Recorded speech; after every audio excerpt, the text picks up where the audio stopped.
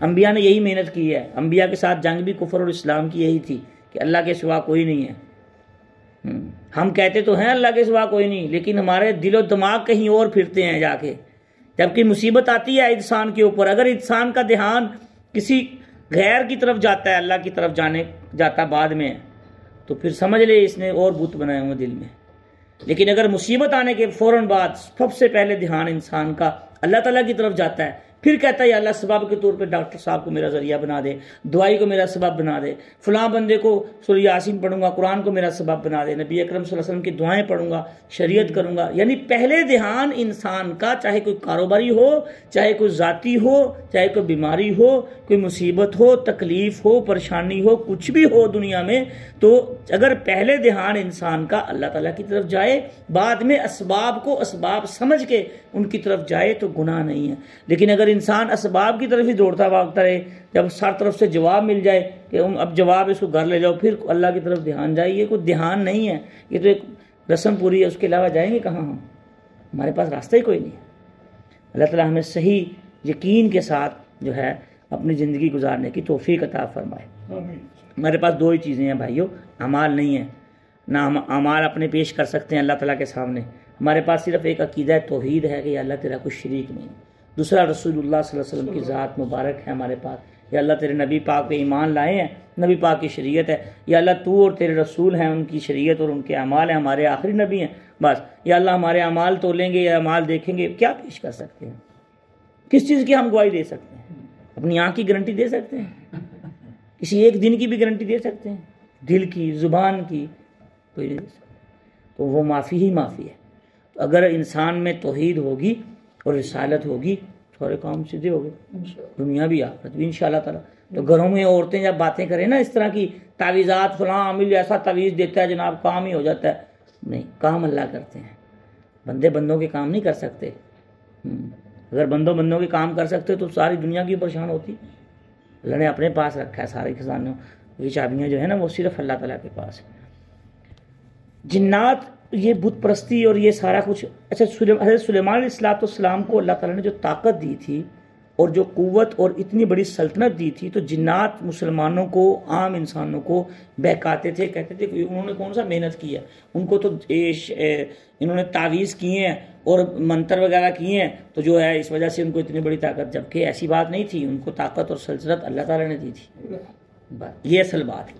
تو پھر اللہ تعالیٰ نے ان کے آزمائش کے لیے وما انزل علی الملکین بابل میں ہاروت اور عراق کے اندر ہاروت اور ماروت دو فرشتوں کو انسانی شکل میں بھیجا، وہ سکھاتے تھے، عمل مختلف سکھاتے تھے۔ تو یہ ساری چیزیں صرف ہاروت اور ماروت ہی نہیں، یہ ساری چیزیں موجودہ دور میں موبائل فون ہے، یہ جتنی ٹیکنالوجی ہے، یہ ہمارے لیے آزمائش ہے، صحیح استعمال کر لیں یا غلط کر لیں۔ اس وقت تو یہ چیزیں نہیں تھی جو آج کل ہمارے پاس ہیں۔ تو دوستو، ہر چیز ہمارے لیے صبح سے شام تک جن سے واسطہ پڑتا ہے، شام سے صبح تک تنہائی بھی ملتی ہے، مجلس بھی ملتی ہے، یہ ہمارے لیے آزمائش ہے۔ ان سے ہم اپنی آخرت بنا لیں، چاہے دنیا بنا لیں، چاہے اللہ کو سامنے رکھ کے گزار لیں، تو ان سے دنیاوی نفع اٹھا لیں۔ تو یہ ہر چیز آزمائش ہے انسان کے لیے۔ تو یہاں ایک اور بات مفسرین نے لکھی ہے کہ ہر علم انسان کے لیے آزمائش ہوتا ہے۔ بولنے والا سننے والوں سے زیادہ محتاج ہوتا ہے۔ ہاں جی دوستو، ہر علم، جتنا علم جس کے پاس ہے اس کے مطابق اس کو وہ جواب دہ بھی ہوگا اللہ تعالیٰ کو۔ اللہ تعالیٰ عمل کرنے کی توفیق عطا فرمائے۔ اب علم تو سب کے پاس ہو گیا، اب تو ایسا دور آ گیا، اللہ تعالیٰ بس ہم سب کو عمل کی توفیق عطا فرمائے۔ تو اس کے ساتھ ساتھ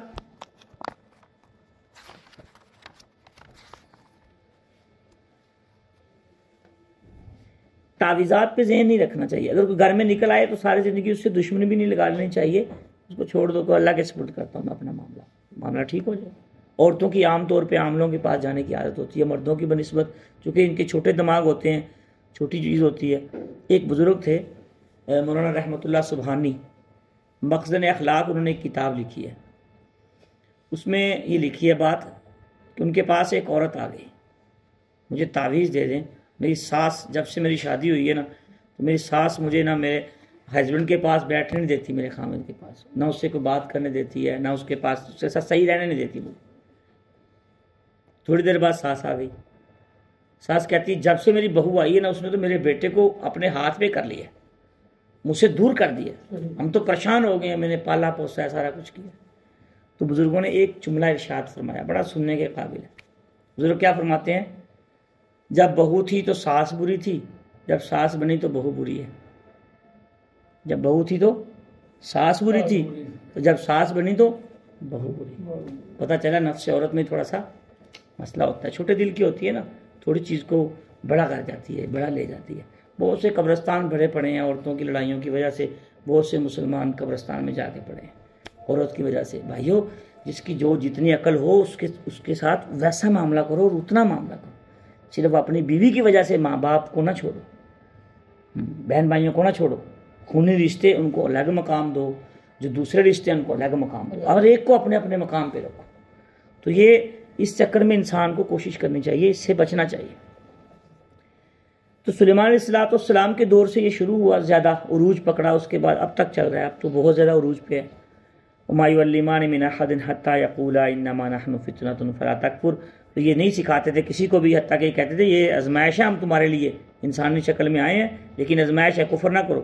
تو یہ سب سے بڑا دندہ کیا کرتے تھے, دوسروں کی بیویوں کے نکاح تڑوا کے خود اپنے نکاح میں لے آتے تھے, میاں بیوی کے درمیان تفریق کرتے تھے. اللہ پاک کیا فرما رہے ہیں, فَيَتَعَلَّمُونَ مِنْهُمَا مَا يُفَرِّقُونَ بِهِ بَيْنَ الْمَرْءِ وَزَوْجِهِ. یعنی زوجین کے درمیان جو ہے وہ نفرت ڈالتے تھے, میاں بیوی کو دور کرتے تھے. اور احادیث میں بھی ہے اور ویسے بھی اللہ تعالیٰ کی لعنت ہوتی ہے اس عورت پہ اور اس مرد پہ جو کسی خاندان کو توڑے, جو کسی مرد اور عورت میں تفریق ڈال دے. تو اس ایسے کاموں میں نہیں پڑنا چاہیے. اور آگے اللہ پاک فرما رہے ہیں ان ساری باتوں کا حال کیا ہے, وما هم بضارین بہ من احد الا باذن اللہ.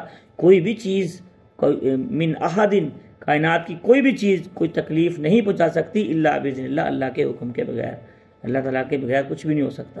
فَتَعَلَّمُونَ مَا يَضُرُّهُمْ وَلَا يَنفَعُهُمْ.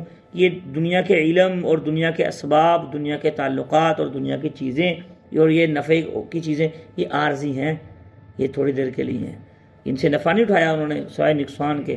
وَلَقَدْ عَلِمُوا لَمَنِ اشْتَرَاهُ مَا لَهُ فِي الْآخِرَةِ مِنْ خَلَاقٍ. اور اگر جان لیے تھے وہ جنہوں نے آخرت کے بدلے میں, ہماری حالت بھی یہی ہوئی پڑی ہے, دنیا کی چیزوں کے بدلے میں آخرت کا سودا کر کے بیٹھے ہیں, پتہ ہی نہیں ہم کہاں جا رہے ہیں, کس طرف جا رہے ہیں. اللہ تعالیٰ ہمیں سمجھنے کی توفیق عطا فرمائے. وَلَبِئْسَ مَا شَرَوْا بِهِ أَنفُسَهُمْ لَوْ كَانُوا يَعْلَمُونَ. کتنا برا انہوں نے یہ سودا کیا اپنے نفسوں کے بدلے, ان لوگوں کے درمیان تفریق ڈالی. یا اس طریقے سے آج بھی جو لوگ ایسے کاموں میں پڑے ہوئے ہیں, تعویذات کے چکر میں پڑے رہتے ہیں اور اس کو مؤثر سمجھتے ہیں, وہ غلط کرتے ہیں, وہ غلط راستے پہ چل رہے ہیں. انسان کا مؤثر کون سی چیز ہے, انسان کے اعمال ہیں. انشاءاللہ اس پہ ایک لیکچر دیں گے, جنات کی شرعی حیثیت کیا ہے اور یہ ان کا یہ کہاں تک عمل دخل ہوتا ہے اور کہاں تک ان کا حلول ہوتا ہے انسانوں میں, اور یہ کیا کیا ان کی جو ہے وہ کرتب ہوتے ہیں اور کیا کیا یہ شیطانیاں کرتے ہیں. وَلَبِئْسَ مَا شَرَوْا بِهِ أَنفُسَهُمْ لَوْ كَانُوا يَعْلَمُونَ وَلَوْ أَنَّهُمْ آمَنُوا وَاتَّقَوْا لَمَثُوبَةٌ مِّنْ عِندِ اللَّهِ خَيْرٌ. اور اگر یہ ایمان لے آتے اللہ تعالیٰ پہ اور آخرت کی اس پہ اور اپنے نبی پہ, تو یہ ان کے لیے اللہ تعالیٰ کے ہاں بہت بڑی خیر ہوتی, بہت بڑا ٹھکانہ ہوتا اور حصہ ہوتا آخرت میں بھی اور دنیا میں بھی. اس کا خلاصہ یہ ہے بھائی, جو انسان جس مرضی دور میں آ جائے, جو انسان جتنا اللہ اور اللہ کے رسول کے قریب ہوگا اتنا پریشان کم ہوگا. چاہے اس کے پاس گاڑی ہے نہیں ہے, مال ہے نہیں ہے, بینک بیلنس ہے نہیں ہے, کچھ ہے یا نہیں, دنیا ہے یا نہیں. جو انسان جتنا اللہ کے قریب ہے, رسول اللہ صلی اللہ علیہ وسلم کی شریعت کے, رسول اللہ صلی اللہ علیہ وسلم کے قریب ہے, اتنا زیادہ پریشان کم ہوگا. اور جو جتنا دور ہوتے جائیں گے, چاہے سب کچھ ہے آپ کے پاس, لیکن جتنا اللہ سے دور ہوتے جائیں گے, جتنا رسول اللہ صلی اللہ علیہ وسلم کی ذات اور شریعت سے دور ہوتے جائیں گے, سب کچھ ہے لیکن حقیقت میں کچھ بھی نہیں. دور ہوتے جائیں گے, اندھیروں میں جاتے جائیں گے, شیطان کی طرف جاتے جائیں گے, نقصان ہوتا جائے گا. دل اور دماغ کا سکون چاہتے ہیں تو ہمیں اللہ اور اللہ کے رسول کے قریب آنا پڑے گا. الا بذکر اللہ تطمئن القلوب. دلوں کا اطمینان اللہ نے اپنے ذکر میں رکھا ہے. الا بذکر اللہ, سن لیجئے, یہ تنبیہ ہے, سن لیجئے, الا سن لیجئے, بذکر اللہ تطمئن القلوب. انسان کی ساری باڈی کا جو انسان کو چلا رہا ہوتا ہے وہ دل ہوتا ہے. جو دل میں آگی بات کر لی, نہیں آئی, سمجھ میں آئی, بات چیزیں دماغ میں ہوتی ہیں لیکن دل کے قبول نہ کرنے کی وجہ سے وہ انسان کام نہیں کر سکتا, وہ نہیں کرتا. تو تو بھائی اللہ تعالیٰ کے قریب ہونے کی کوشش کریں. لو انہم یعلمون، کاش کہ وہ جان لیتے ایسی باتیں. اللہ تعالیٰ ہمارے دلوں میں یہ ساری باتیں اتار دے اور ان کو سامنے رکھ کے آخرت کی زندگی گزارنے کی توفیق عطا فرمائے.